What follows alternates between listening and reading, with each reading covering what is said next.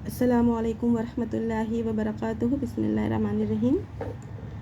نوح علیہ السلام کی قوم کی ہلاکت کے قصے میں اللہ تعالیٰ نے ان کے بیٹے کی بات کو قرآن مجید میں نقل کیا۔ وَهِيَ تَجْرِي بِهِمْ فِي مَوْجٍ كَالْجِبَالِ۔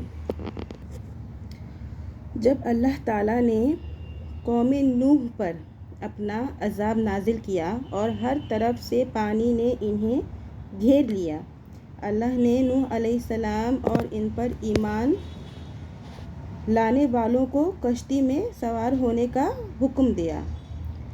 اس دن یعنی پانی میں اتنا زور تھا کہ اس کی لہریں پہاڑوں سے بھی اونچی تھی، اور کچھ مفسرین کے نزدیک اس کی تفسیر ہے کہ پانی زمین کی سطح سے اتنا اونچا تھا کہ پہاڑوں کے برابر اور اس سے بھی اونچا ہو گیا تھا۔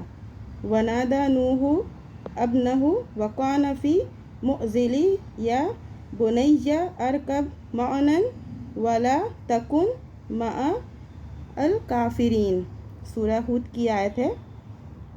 اس حال میں نوح علیہ السلام نے اپنے کافر بیٹے کو آواز دی جو مومنوں سے دور کھڑا تھا جب وہ کشتی میں سوار ہو رہے تھے: اے میرے بیٹے، ایمان قبول کر لے اور ہمارے ساتھ اس کشتی میں سوار ہو جا۔ کافروں پر عذاب نازل ہونے والا ہے، ان کے ساتھ نہ رہو۔ قَالَ سَأْوِي إِلَىٰ جَبَلٍ يَعْصِمُنِي مِنَ الْمَاءِ۔ بیٹے نے باپ کی بات نہ مانی اور کہنے لگا، میں پہاڑ پر چڑھ جاؤں گا، وہ مجھے پانی سے بچا لے گا۔ قَالَ لَا عَاصِمَ الْيَوْمَ مِنْ أَمْرِ اللَّهِ إِلَّا مَنْ رَحِمَ۔ نوح علیہ السلام اپنے بیٹے کو ترغیب لاتے ہوئے کہتے ہیں کہ آج اللہ کے فیصلے سے کوئی نہیں بچ سکے گا سوائے ان مومنوں کے جن پر اللہ نے رحم کیا اور کشتی کے ذریعے انہیں غرق ہونے سے محفوظ کر لیا۔ کافر سب کے سب جہاں کہیں ہوں گے ہلاک کر دیے جائیں گے۔